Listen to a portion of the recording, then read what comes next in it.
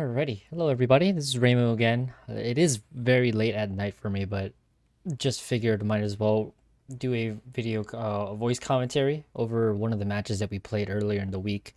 Um, this was a match where I was told to focus the destroyer, and it was a very difficult match for me personally because I had to control the amount of planes I'm going to be throwing away to even get the enemy destroyer.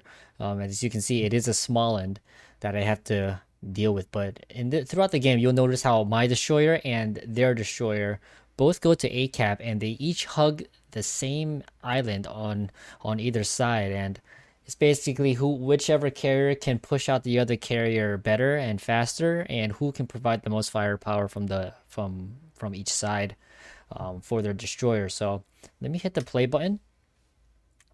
Um, speed this up just a bit here. So right now we are going against another MVR mirror matchup. It is a Thunder, and what this means is they cannot use the Thunder to really tank shots as effectively. We have in Ohio, she is much tankier than the Thunder, so that is one thing we got to keep in mind of. Puerto Rico, Goliath, Petro. These are all ships that are very difficult to really focus for an MVR, just because of the fact that they are no, not near impossible. It's very inconsistent to rocket and get consistent citadels from them. The only option is to really use dive bombers, and because of just how the enemy is going to be all positioning, they'll each be in pairs or in groups of three, and it'll be very difficult to even get into range to get a successful drop off without losing too many planes. This game is just going to be going over. Sometimes you got to throw your planes away, and you have to think really hard when you should do it and how you should go about it. Um, and obviously they do have a small end. As I said, they're going to be the main fight is going to be over on A cap. So right now I am pre-dropping. I started with rockets because I don't mind throwing my rockets away this game. Just the fact of I'm just not going to be able to use them effectively to get citadels on anything, because every single cruiser in here is going to be a counter. So right now I'm just trying to use these rockets, get the Goliath to at least get her to turn. Because that is their home cap on C. Let me enlarge the map. C cap is their home cap. The longer we delay this cap is going to mean that the shorter time is going to take for us to win the game. We'll be ahead on points, because if we get our cap first before them, our points start ticking up. So that's going to be one thing. Main reason why you see me actually focusing C cap just a bit. Speed this up just a little bit here. You do use my speed boost as well, because I saw how the Goliath is finally in the cap. Reticle is not really correct here. I do get the perfect reticle, the fully aimed drop, so all three do go towards the Goliath. My main goal right now in this early stage of the game, first of all, it's gonna be spot. I fly through mid, and then I fly turning over to C cap, trying to delay their capture. As you can see, I did get a defend, so their cap is going to take a little longer, and my Goliath and Petro did manage to cap first, so now we do have the points advantage. Every bit of points matters in clan battle, so that's why you don't have to worry about throwing planes away. Sorry if I am stuttering quite a bit. It is pretty late at night, and I should be going to sleep for work tomorrow, but I just felt like I should at least give you guys something to watch on Monday. This is a good game as well. So at this point, I am trying to spot, trying to drop fighters over to my Smaland, and try to prevent the enemy MVR from really getting consistent drops off on my destroyer. Because if our destroyer goes down here, then we pretty much lost this side of the map, because then there will be no way for us to really move their Smaland out from the position that she's going to be going to. So right now I have to use my full full set of squadrons here to even get this drop off, because as you can see, they have 4 ships there. All are very scary anti-air ships, and I'm pretty sure the Petros and the Thunders, they communicated to decide who's going to be using Def AA. That's 4 Def AA targets here. So that is, or the Smaland, I don't remember if Smaland has it. I just got the ship, so but definitely the three ships here do have defensive fire. So right now I'm being told focus should be at ACAP because we gotta fight the Smaland. So I'm just gonna be ready for being deplaned pretty early in the game. We do get spots on the Smaland because of how we radared. So right now I'm just trying to get whatever damage I can really get on the Smaland. She does have speed boost active. I think I do miss this drop. I do. Okay, yeah. Smaland speed boost is it's pretty difficult to actually get a good drop off when it's active. Right now I am tagged, so I'm just flying them over to my Smaland right now so she can help me out clear these. The good thing about MVR fighters is if you are tagged, you don't have to recall the planes or drop or anything. You just have to just fly away at a straight line, and you just bring them over to your team to help them to help you shoot it down for you. So my Smaland, she's going to be sailing towards the cap now again to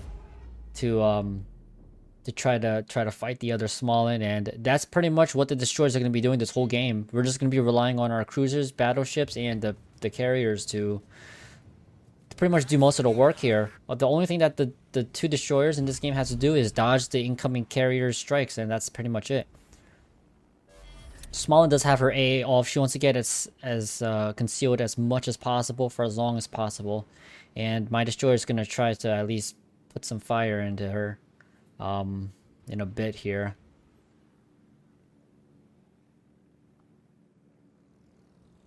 I do go for that drop here. She is accelerating forward, and unlucky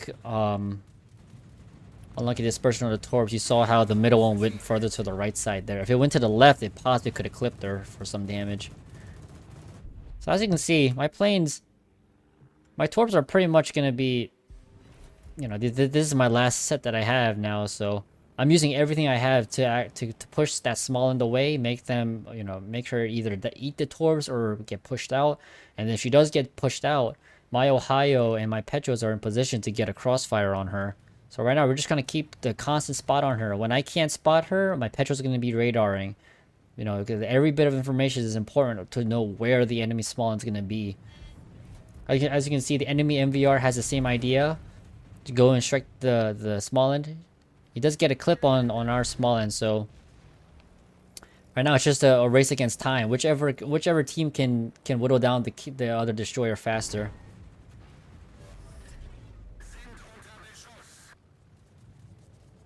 And like I said, with that, you know, speed boost and just, it's so hard to really tell how the Smaland's going to be moving, either fully accelerating or hitting the brakes. Now, as you can see there, she actually she took quite a bit of hit there, which is very good. I don't know what she was doing. She's so far out. She wasn't hugging the island, but now that's going to put our Smaland at a huge advantage. And enemy Richthofen is just trying to get whatever damage she can on our Smaland as well, but no success there really. And it is a Smaland, so it's not easy to strike either. So I don't blame her. Like right now, I think this whole time I've only got 1 torp hit on her. No, I don't even think I had got a single torp hit on the Smaland. The other side, we do take down the Holland or the Smaland, and on the other side, we're just telling, you know, these 2 guys are just relaxing, chilling. They're trying to push whatever they can. They don't have eyes on the Puerto Rico or Goliath at all right now. So these guys are just slowly trying to creep forward. Now, while ACAB is just at a stalemate. We did kill the Smaland, which means there is no torpedo threat on this side now. So we're telling our Ohio to push up. For me, I'm just trying to go and get whatever spot that I can, and get whatever damage I can get in right now. Pretty much now that the Smaland is down, we have the very, very large advantage. Enemy ships are all spaced out. good enough for me to get a decent drop off. Ohio is in position, and she can start putting in the crossfires, same as our Petros and Goliath. I do get a flood on the Thunder, so I do call that out, and it is a perma flood right now. Is there? She's not putting it out. Defe is active, so we're trying to get this drop off as soon as possible. Replay is messing up. Okay, that is 2 torpedoes, and as you can see, I'm just pretty much crippled from torpedo bombers now. I used all of them to kill the Smaland. Smaland did not have her anti-air up pretty much most of the time. If she had her anti-air up, then I would pretty much be out of torpedo bombers much sooner. That's for sure. Enemy Ohio, or our Ohio, she pushed up a little too far and she had to turn, but yeah, she's gonna die because she turned broadside to the enemy Thunder, which is unfortunate. Now we're just trying to clean up the game. Now that it's pretty much even, we lost our battleship, and they lost their destroyer, so anything could really happen on this side. Right now, I'm just trying to get this Thunder out of the game, trying to trade with them, because our team losing a battleship is not something that's going to be very good later on. I do get a lucky 2 Citadel on the Thunder, which is very nice. Pretty lucky. I do eat some flak there, but it is what it is. I just got to get this drop off. I don't want to recall my planes right there. And that is a penetration. I think I got on the turret. Right now I am being told to go after the Puerto Rico, because on the A side now, Smaland, Goliath, and the Petro can just HE the other Petros out. The enemy Petros, they are running away, so A side is pretty much secure. Now, right now, it's got to just be on focus fire on the Puerto Rico. Puerto Rico is reversed into the island. She's not moving or turning, and she can't right now because of just how Goliath is positioned. So she just has to sit here. I pretty much have the free drop on this Petro, or on this PR. It's just wow. That's yeah, that woke her up, and now she's being told to, I'm pretty sure, move. I start up another dive bomber run because I just need that Puerto Rico down as soon as possible. So at this point of the game, pretty much we just got to stall. There's no reason for us to really push as hard because of just how far ahead in points we have. 2 caps, and we win the game in 1 minute and 25 seconds now. And at this point, I'm just trying to stall out, trying to push the ships away, get as much damage as possible. And I'm pretty much deplaned of my useful squads this game. I have rockets, but that's not going to do anything because of just how their ship selection is. And right now we're just calling focus fire. I'm talking in comms, of who I could strike, who's going to be the good target of focus. My Goliath tells me don't drop on the Puerto Rico because he's got a perma fire. He's not damage conning because he did it before already. Save the strike and just strike this Goliath. The thing with carriers, you got to keep a lot of communication, because if I dropped on that Puerto Rico there, it would have been a waste of my 3 planes. That Goliath just ate so much damage from our Petro. Wow. And that is the game. But yeah, that's pretty much what a clan battles is like. A lot of the times you have to give up damage for spotting. You have to give up damage for priority targets, focus fire, and sometimes you just gotta listen to what your shot caller, or if you are the shot caller, you have to make the right decision of, do I want to give up my whole torpedo squadron or my dive bombing squadron just to remove this one ship in the game? For me, I've been putting a lot of pressure, even though I've been missing torpedoes on that Smaland. I don't think I landed a single torp on her, but just me being there, perma spotting it, it put a lot of pressure on the enemy Smaland, because we as a team on our side, we could position properly to get that focus fire angle by the islands, so to make sure the Smaland can't torp us. And when I recall my planes and my team sees that, our Petro pops radar 1 at a time. I go back in for that strike again.